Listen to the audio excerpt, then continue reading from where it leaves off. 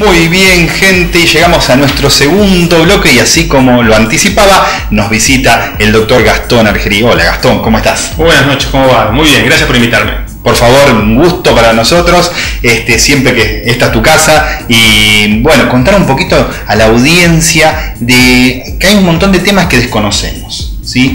Y que es necesario que nos orienten y nos ayuden a organizar, porque muchas veces uno dice, ay, bueno, yo tendría que resolver tal tema, pero ¿cómo se hace? Bueno, ahí vamos, acá está Gastón, que nos puede ir ayudando y orientarnos con toda la parte legal. Si hay muchísimas cosas que desconocemos y justamente esto es lo interesante de contar con un profesional como Gastón. Voy a presentarlo correctamente, presidente del Colegio de Abogados Departamental desde el año pasado, ¿correcto? No, ya hace 2 años y medio. Ya 2 años y medio. se pasó. Se pasa antes. Ahí falta todavía un gran tramo, pero bien. Pasó mucho y rápido. ¿Sí? Parece poco tiempo, pero es mucho lo que ha pasado. Te juro que pensé que no. ¿Cómo no hay que borrar del año pasado. No hay que borrarlo. Es que es tremendo, cómo se pasa el tiempo. Bueno, gente, así que si tenés alguna duda y querés aprovechar, bueno, escribimos acá al 4480-100 o a través del chat podés hacer tu consulta y se la vamos a estar comentando acá a Gastón. Bueno, vamos a dar comienzo a esta entrevista. Vamos a estar hablando un poquito de lo que tiene que ver de cuáles son los derechos que son más presentados, digamos, desde la gente. A ver, es importante lo que vos marcabas recién, Mariano, esto de que la gente conozca qué puede reclamar y qué no puede reclamar en este sentido, ¿no? Uh-huh. Y que a veces omite o tiene dudas o no, por desconocimiento no se acerca y sabía que podía reclamarlo y se perdió la posibilidad de reclamar. Bien. Por eso el abogado, las abogadas, más allá del rol que uno cumpla hoy como presidente de un colegio de abogados, como actores sociales tenemos esa obligación y ese rol de promover esos derechos y difundir para que la gente conozca realmente qué puede reclamar. Uh-huh. En ese sentido me parece que esa pregunta que vos hacés bien de qué es lo que la gente más reclama o no reclama, porque hay que saber qué más reclama y qué no está reclamando, principalmente son, y lo que a nosotros nos parece importante, todo lo que tenga que ver con derecho a la salud. Bien. Uno de los principales temas, porque a ver, sabemos que existen las sucesiones, sabemos que existen los daños y perjuicios por un accidente de tránsito o cualquier tipo de lesión, sabemos, pero principalmente a veces la gente con el derecho a la salud, el derecho del consumidor, el derecho que tiene que ver con cuestiones necesarias y básicas que uno dice, uy, no voy a ir al abogado para preguntarle esto. Bueno, sí es importante, porque atrás de ese reclamo puede haber algo muy importante que pueda beneficiar a esa persona porque se le vulneran derechos. Bien. En ese sentido. Entonces, el derecho a la salud, vos me decís, bueno, uno de los principales temas que por ahí uno más, yo por lo menos que me he especializado, que son las técnicas de reproducción humana asistida. Bien. Por ejemplo, de trabajar mucho, la gente no sabe que por ahí puede reclamar y meter un amparo, lo hablo sencillo, ¿no? Sí, interponer un amparo, lo digo, sí, interponer un amparo para poder reclamar que le brinden la cobertura de su tratamiento. Bien. Como así también cuestiones que tienen que ver con coberturas de obra social para sus hijos, que le demora tanto a un chico a un nene con discapacidad. Sí. Que la obra social lo bicicletea y presentó la orden médica y lleva 2 meses y la gente está diciendo, bueno, deberé tener que esperar todo ese tiempo burocrático que quiere la obra social. Y la verdad que cuando uno va, se asesora un poco con un abogado y manda una carta de documento e intima a la obra social que en 48 horas dé respuesta por positivo o negativo a la hora de brindar esa cobertura, sí. Y ahí empieza a cambiar la cosa del expediente que se armó para poder autorizar esa orden. Bueno, yo creo que es el conocimiento de cómo reclamar. Así que fundamental, gente, vamos a tener en cuenta esto, ¿sí? Si tenés dudas, bueno, acércate, bueno, después... Sí, a tu abogado, pero tu abogado de confianza, tu abogado de confianza, que vos conozcas. Si no conocés, podés entrar al padrón del Colegio de Abogados en la página web. Hoy estamos todos virtualizados, el Colegio de Abogados tiene su padrón y podés buscar tu abogado o consultar a alguien que conozca. Realmente hay abogados en la ciudad de Tandil muy buenos, abogados y abogadas, que realmente pueden asesorar y patrocinar estos reclamos. Bien, y como estamos en el área de hablando de salud, me interesa las comisiones médicos en Tandil. Sí. ¿Vamos a tenerlo? Bueno, eso es un gran tema, es una gran deuda para Tandil, ¿no? Sí. El tema de las comisiones médicas y todo lo que implica con los accidentes laborales, con los tratamientos y recuperación, rehabilitación, las altas que uno pueda recurrir o no, si está en condiciones de volver a trabajar o no. Bueno, nosotros todavía dependemos de la Comisión Médica Azul. Claro. Está ya proyectada la Comisión Médica para la ciudad de Tandil, que debería abrirse en poco tiempo, que es lo que necesita el ciudadano tandilense. Necesitamos también trabajarlo con los abogados y abogadas en ese sentido, que trabajamos esas temáticas, porque la verdad, viajar 90 kilómetros de ida, viajar 90 kilómetros de vuelta, para cualquier persona, sí. Pero para una persona lesionada, accidentada, tener que viajar, bueno, para una revisión médica, después volver para una homologación de un acuerdo, en el caso de llegarse a un acuerdo, bueno, es todo. Por más que hoy lo virtual ha servido para llevarse a audiencias, pero eso te genera mucha demora. Viste que la lentitud de la tecnología también a la hora de programar algo te va demorando en el tiempo, porque los turnos no son tan ágiles como en lo presencial, con todo el protocolo que hay que cumplir. Y bueno, yo creo que estos organismos tienen que tener un ayornamiento en ese aspecto, pero así también tenemos que concluir que Tandil la necesita con carácter urgente para el ciudadano tandilense. Bien, y con respecto justamente a todo lo que tiene que ver con la virtualidad, esto, en el 2020, este año tan particular que ha pasado y que bueno, muchos han querido dejar tacharlo, sí, listo, y se terminó. Sí nos permitió, siempre digo que hay que sacar las cosas buenas, ¿no? O sea, nos ha permitido una virtualización muy importante que también agiliza, ¿sí? Porque vos, por ejemplo, tenés que hacer una consulta más allá de que podés hacerlo en forma presencial, pero también podés hacerlo en forma online. ¿Cómo han vivido esto en el 2020? A ver, en el 2020 tuvo muchas cosas malas, pero también tuvo cosas muy positivas, a las cuales no podemos retroceder. Claro. De lo positivo no retrocedamos, de aquello que sirvió, que funcionó, no retrocedamos, ganemos en ese espacio. Totalmente de acuerdo. Te cuento entre paréntesis, hoy tuve una reunión con 4 abogados y uno de los abogados que convocaba la reunión dice, bueno, vengan a mi estudio. Pero ¿cómo presencial? Sí, podemos hacerlo, somos 4, igual está dentro del protocolo, podemos estar, espacio amplio, que fuera. Podemos hacerlo por cualquier plataforma virtual de reunión, los 4 no me hagas salir del estudio. Digo, no, prefiero presencial. Pues, bueno, ¿cómo la resistencia a cambiar? Y era un chico joven, que convocaba la reunión. Entonces, ¿cómo la resistencia a cambiar para poder reunirte en ese sentido? Por eso yo creo que, a ver, camino a todo lo que tiene que ver el proceso judicial, eso que hablamos hoy antes de arrancar, el expediente digital, esta cosa de decir, bueno, ¿cómo vamos avanzando desde el Poder Judicial con una mirada del servicio de justicia que se vaya ayornando? Esto requiere tener mayor infraestructura, porque la tecnología requiere consumir y adquirir productos, herramientas tecnológicas, desde cámaras, desde un procesador mejor, desde un almacenamiento mejor, porque hay mucha información que se tiene que manejar, entonces, y dar una seguridad jurídica, que esa información se mantenga en un espacio, en la famosa nube de lo virtual, segura. En ese aspecto me parece que tenemos que ir trabajando de ambos lados de las pantallas, ya no es ambos lados del mostrador. Viste que antes era ambos lados del mostrador, el Poder Judicial, el Poder Judicial y los abogados. No, ahora es ambos lados de la pantalla. Porque va y viene en las presentaciones. Yo mando un escrito, una presentación, un recurso, una demanda virtual y el juez me contesta con una resolución, un despacho virtualmente y llega a mi computadora. Eso ha cambiado mucho, se ha agilizado. Somos un departamento judicial bastante ágil en ese aspecto. Creo que nos falta mucho igual para estar eficientes, pero hemos avanzado.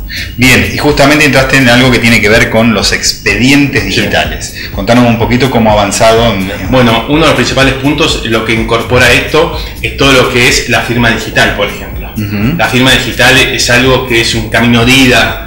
Uno, a partir de que empieza, porque uno se va fanatizando con estos temas, ¿viste? A partir de que empezás a tener firma digital, vos podés suscribir cualquier documento, más allá de hacer presentaciones electrónicas, en el marco del sistema de un expediente judicial. Ya los abogados, el colegio de abogados, estamos dando firma digital a todos los abogados. Y después vamos a poder darle a la gente que pueda tener su firma digital en un toque. Y uno puede firmar en una firma digital cualquier PDF. Yo puedo firmarte un contrato de confidencialidad, un convenio, un recibo de cobro de alquileres, porque me transferiste el dinero de un alquiler, yo te mando por mail el recibo, ¿me explico? Es buenísimo. Son cuestiones que cuando uno, por ejemplo, si el colegio mandara el boletín de tu hijo, PDF, vos te notificás de las notas de tu hijo firmándola digitalmente. Entonces es empezar a cambiar la cabeza y a acceder a todos esos cambios que vienen dando con herramientas sumamente útiles y ágiles. Pero hay que saber y conocer e informarse. Hoy vemos que la gente tiene muchas obligaciones y no lee tanto.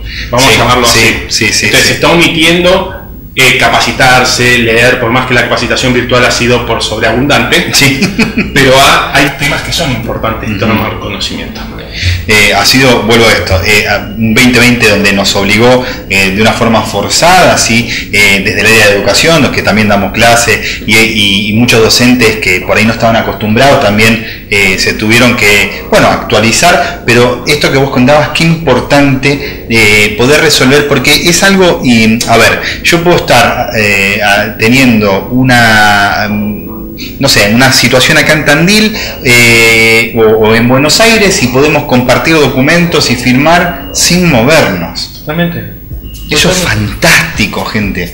Mira, te cuento algo. Sí. Dentro del marco del expediente digital, yo el 29 de diciembre no estaba acá, en Argentina. Estaba afuera, el 29 de diciembre. Y tenía 5 audiencias ese día. 5. Fin de año, viste que explotaba. Sí. Yo esas audiencias pude representar a mis clientes en 5 audiencias seguidas. Y desde otro lado, porque me lo permitió la virtualidad, claro. ¿Me entendés? Y pudimos llegar en muchos casos a muchos acuerdos, más en esa altura del año, donde las partes, los clientes tienen que poner mucha voluntad y los abogados colaboramos muchísimo en trabajar con nuestros clientes. Obviamente que esto requiere una preparación previa, no es que es improvisar, ¿no? Entonces esto requiere un entrenamiento y un consentimiento con tu cliente para poder llevar adelante esto. Sí. Entonces yo creo que es muy positivo lo que ha pasado con la virtualidad. Hoy podés trabajar mucho más dinámico y de hecho la virtualidad respeta el horario. Porque lo presencial te hacía llegar a un horario, por ahí tenés que esperar media hora. La virtualidad es para cumplir. Es a las 9 de la mañana, sí. Hay que arrancar a las 9 de la mañana. Lo puedes hacer hasta más corto, porque viste que es más conciso, pero hay que ser puntual. Eso te provoca una eficiencia en un proceso judicial que realmente garantiza un servicio de justicia mucho mejor de ambos lados. Más ágil. Y justamente, eso te iba a preguntar, toda esta digitalización, toda esta forma que nos permite a nosotros avanzar mucho, en todo sentido, hace que el sistema también se acelere, porque digamos, por ejemplo, las charlas, las reuniones, todo lo que nosotros hacemos, ayuda a que el sistema avance y sea más eficiente también. A ver, por ejemplo, algo de eficiencia, lo que tiene que ver con la aplicación del código QR, sí. El código de verificación.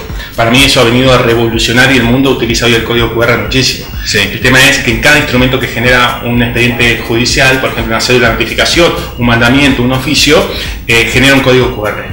Eso empieza a funcionar en el expediente. O sea, hoy una persona que le llega una demanda, es demandado, y le llega una cédula, un papelito solo, eso es una demanda por ahí. Pero vos decís, ¿dónde está la demanda? En el código. Hay que leer el código QR, está el archivo adjunto, y la demanda y la prueba documental que te están demandando, y la prueba está en ese código QR. O un oficio. Cuando vas a una organización o un supermercado y vos le querés pedir que ese supermercado acredite tal cosa, si es cierto o no es cierto, de fuera. Y esos oficios que decís, ¿y esto qué onda? Sí. El código QR, vos ves la autenticidad y veracidad de ese instrumento judicial. Empezó a ayornarse y a cambiarse en este último tiempo y la verdad que celebramos eso. Vos hoy lo podés encontrar, sin ir más lejos, en toda la documentación de la FIP. Entrar a cualquier comercio y nosotros acá también, desde la empresa, tenés toda la documentación, tiene código QR. Entonces vos vienen te escanean y se terminó, ahí te salta toda la información de la empresa o del local o lo que sea. A mí me causa, nosotros empezamos con los códigos QR en el 2011 a trabajar nosotros, y nuestras identificaciones, las primeras del canal, tenían código QR.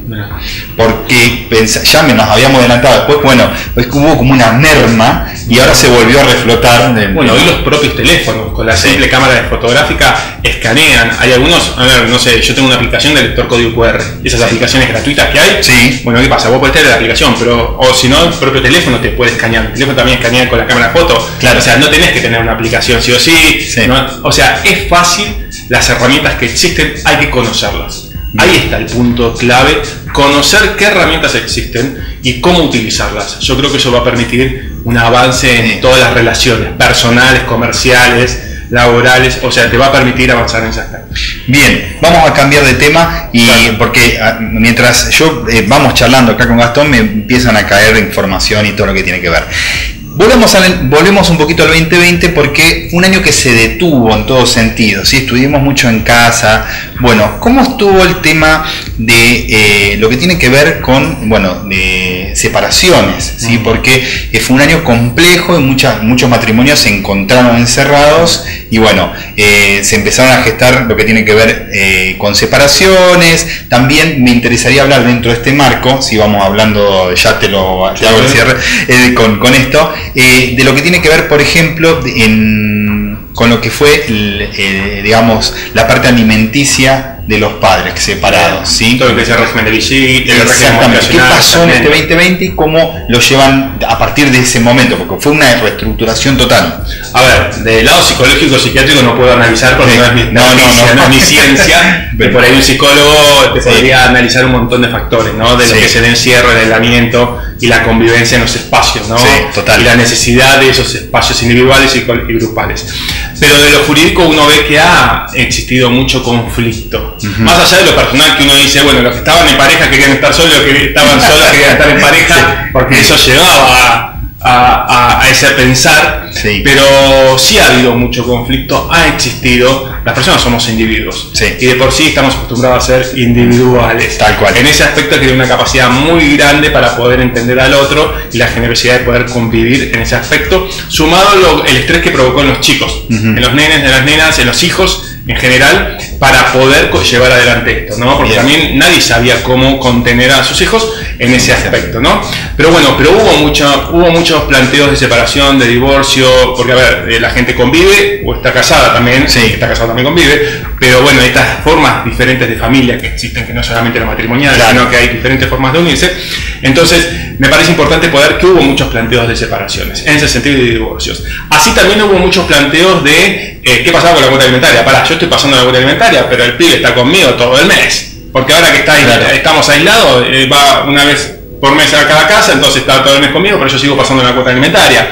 A ver, las obligaciones siguen existiendo, los gastos de la cuota del colegio, por más que había muchas cuestiones que existían paralelas de que se congelaban precios, se congelaban alquileres, la cuota se podía llegar a reducir del colegio, la matrícula, todo lo que eso implique la gente conoce, pero había planteos también de reducción y hasta había planteos de aumento. Porque ¿qué pasa? El padre que no estaba, los nenes estaban aislados y estaban con la madre o con el padre, que cubría todas las necesidades, necesitaba más, porque el chico ya no iba al colegio, entonces consume más el chico en casa, y si es un adolescente es mucho más.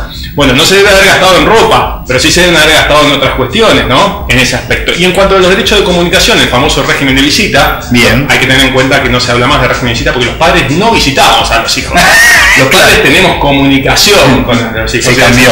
Entonces empezamos a hablar que no hay que visitantes, sino que hay padres responsables que tienen que comunicarse con sus hijos. Es importante tener en cuenta que al principio estaba esto limitado en el ir y venir, después se permitió una vez por semana circular, hasta que después se abrió el juego, ¿no? En este sentido. Mucha dificultad hubo con el tema de diferentes localidades. Cuando los padres viven en diferentes localidades, el transitar. Eso llevó un buen tiempo de análisis a la hora de discusión y fueron grandes procesos donde se discutió si alguien vivía, no sé, en Tandil y otro en La Barría, o en Azul, o en Mar del Plata, o en Buenos Aires, qué hacer, cómo venir, las autorizaciones que vos necesitabas para el juez, más allá de la aplicación Cuidar que tenías para circular o no. Bueno, eso fue un gran conflicto, pero yo creo que también dependía de la buena voluntad de la gente. Los abogados tenemos muy buena voluntad para los abogados también, para conciliar, pero también depende de la voluntad y la situación. Claro, es un tema. Por eso me llamó la atención ahí mientras estábamos charlando y me iba al 2020 y todo lo que pasó. Digo, claro, también esto es un tema sumamente importante porque obviamente el tema alimenticio, bueno, lo que tiene que cumplir cada uno de los padres, bueno, las responsabilidades que por ahí estás en tu casa en este momento y estamos hablando de este tema, vos decís, uy, yo tengo justamente alguna duda sobre ese tema. Bueno, no la tengas, despejala directamente, que es una manera donde podés seguir avanzando y podés justamente resolver por ahí un tema que es fácil, porque muchas veces asesorarte. Exacto. Y hablando de asesorarte, hay mucha gente que ya tiene su abogado de confianza, pero quien por ejemplo ahora está viendo y dice, bueno, tengo para dar una consulta en privado a Gastón, ¿sí? ¿Dónde se puede comunicar con vos, Gastón? No, a ver, conmigo es muy fácil, viste que uno está en las redes sociales, está en todos lados, pero bueno, yo tengo mi estudio acá en Tandil y es muy fácil googlear Gastón Argeri y encuentra fácil el estudio. Si no, en las redes sociales Gastón Argeri puede contactarme y ahí coordina con los chicos del estudio para poder consultarme. A ver, algo que me parece destacable que venías recién hablando, esto que debe pasar y se va a sentir muy reflejado la gente en la casa. El chico que no se fue a estudiar, que estaba estudiando en la universidad, que hay que seguir pagando la alquiler afuera, que hay que seguir pagando las expensas, pero está viviendo en casa. Y ese chico de 22, 23, Tsunami, o sea, son cuestiones a tener en cuenta que pasaron. Sí. Y eso es, y ese chico, vos me decís, pero pará, va a saltar algo y va a decir, pero ya tiene más de 21 años, no corresponde la cuota alimentaria. No, porque la cuota alimentaria es hasta los 21, pero de los 21 a los 25 se estudia así. ¡Apa! Mirá qué buen dato. Entonces hay que tener en cuenta esos factores y esos puntos, ¿no? Se generaban también todos esos debates, pero tengo al pibe acá en casa y estoy pagando el alquiler allá para guardarlo porque no sé cuándo termina esto. Claro. Bueno, pasó mucho eso también. Bien, bueno, nada, sumamente interesante, esto está buenísimo, estamos despejando dudas, estamos abriendo un poco el plantel grande de opciones como para que la gente que tenga dudas, bueno, me comunico con Gastón, me comunico con el abogado que yo tengo de confianza, buscamos la manera de justamente resolver. La idea es a través de esto resolvemos. Que la gente sepa que puede reclamar, cómo, con el menos conflicto posible, porque hay que trabajar. Hay diferentes formas de resolver los conflictos, hoy hay que trabajar. La judicialización es una vía, sí, es verdad, pero que sea la última. En última instancia se puede trabajar de otra manera. Una mediación, por ejemplo. Mediación, negociación, conciliación. Las formas alternativas de conflicto, para eso los abogados y abogadas estamos capacitados en eso. Sí, justamente para no llegar a la instancia final. También estamos capacitados para litigar. Está bien. También estamos capacitados para litigar, que ese es el área más heavy. Que uno más se formó, ¿no? Claro. Así que bueno, Gastón, ¿qué crees pertinente desde tu experiencia, de los años que venís trabajando? Haces un montón, yo te conozco personalmente, sé que trabajás muchísimo, compartimos el amor por las grandes cantidades de horas de trabajo. ¿Qué reflexión o qué ves vos que es pertinente para comunicar hoy al espectador de toda la experiencia? Hablamos un poquito, bueno, de esto, ¿no? De las familias, de los divorcios, de todo. ¿Vos qué se te ocurriría como para dejarle una palabra a las personas, algo que vos sientas que esto es importante aclarar? A ver, yo creo que es importante tener en claro que uno tiene que estar correctamente asesorado en cada acto que haga en su vida. Bien. El Código Civil a partir del 2015 reguló de una forma mucho más sencilla, con un lenguaje mucho más claro, un Código Civil y comercial donde las relaciones personales y comerciales requieren de un asesoramiento jurídico. Hoy para casarte podés asesorarte jurídicamente de cómo hacer una convención matrimonial, si elegís la separación de bienes o elegís la comunidad de bienes, para formar una sociedad, si la haces una sociedad unipersonal o una sociedad con un hermano o con otra persona, para constituirla, cómo te asesorás jurídicamente. O sea, tanto en lo personal como en lo comercial, tenés que asesorarte. En este sentido, no hay que encontrarle ese tabú a decir, no voy a preguntar para cuando me case. Sí, pero después cuando se divorcian, nos tiramos con todos los platos que hay. Claro, sí. Entonces, uno puede empezar a armar y a empezar a poder proyectar su vida, tanto profesional como personal. Porque, a ver, la profesional, la comercial, uno la proyecta y hace una buena estrategia. Sí. La personal va viendo lo que pasa. Pero también uno la personal la puede armar con todas las reglas y condiciones que te permiten las leyes de nuestro país. Por ejemplo, un contrato prenupcial.